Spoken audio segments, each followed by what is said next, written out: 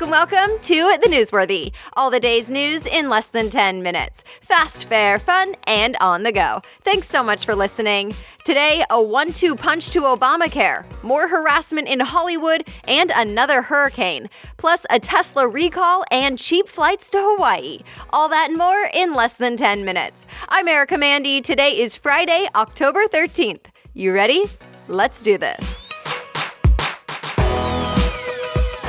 President Trump is saying if Congress can't repeal Obamacare, I'll start to do it myself. And he went after the healthcare law not once, but twice yesterday. So first, the latest move just last night was to cut off certain subsidies to insurance companies immediately.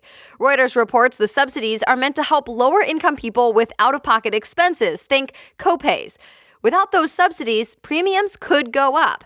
But the White House is saying we analyzed it, and those payments, those subsidies, aren't lawful. So instead, let's get a whole other system in place. Top Democrats say it's sabotage. Top Republicans say it's needed. The AP says expect lawsuits. All right, so earlier yesterday, the other move. President Trump signed an executive order to basically provide a whole other healthcare option. So what does this do? Bloomberg says the new order will allow small businesses to band together and buy insurance in different states. It also allows insurance companies to basically offer temporary, cheaper plans with some fewer benefits.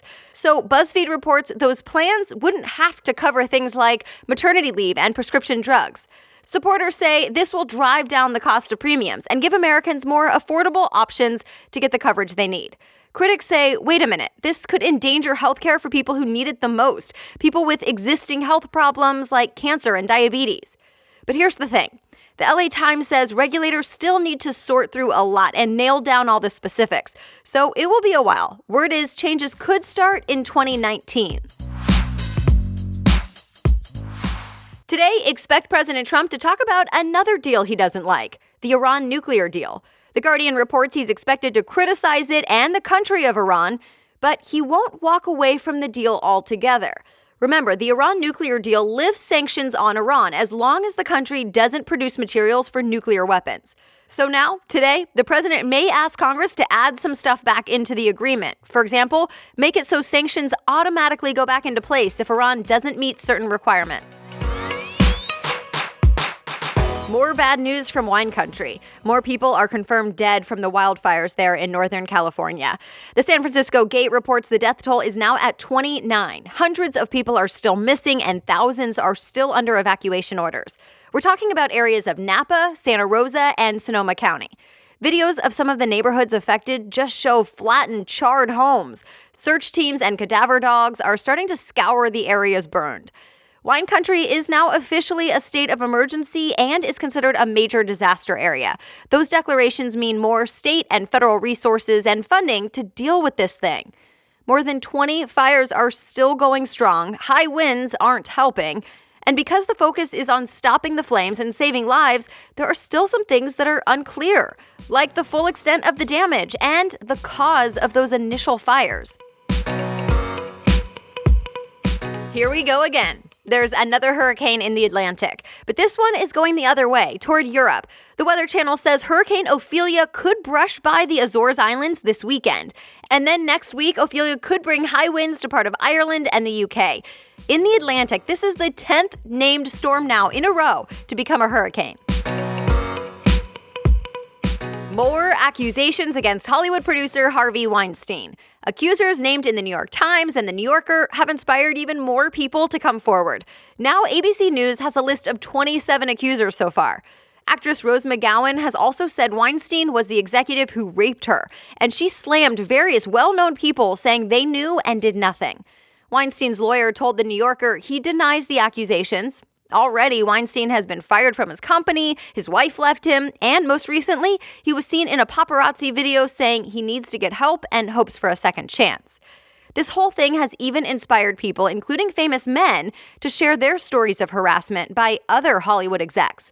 One example was a producer on the Amazon series Man in the High Castle. She just told The Hollywood Reporter that Amazon studio exec Roy Price sexually harassed her in 2015.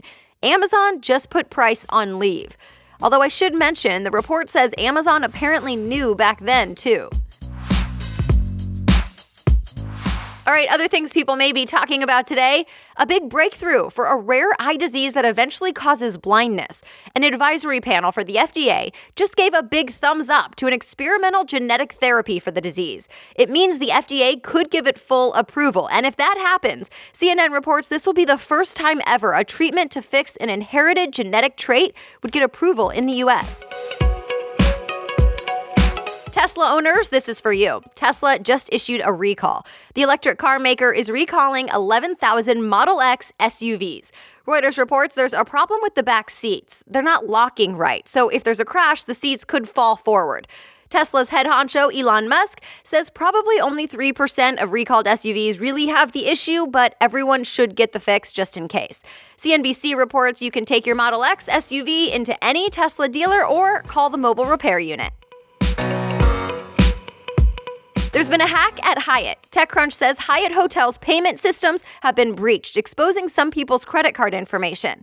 It apparently affects 41 hotels in various countries. 3 of them are here in the U.S., all in Hawaii. The company says it's letting affected customers know directly if they have their contact information. Speaking of Hawaii, want to go on vacation there? Southwest Airlines just said it will start flying to Hawaii and claims it will cost less than competitors. Money Magazine says tickets and flights will start next year.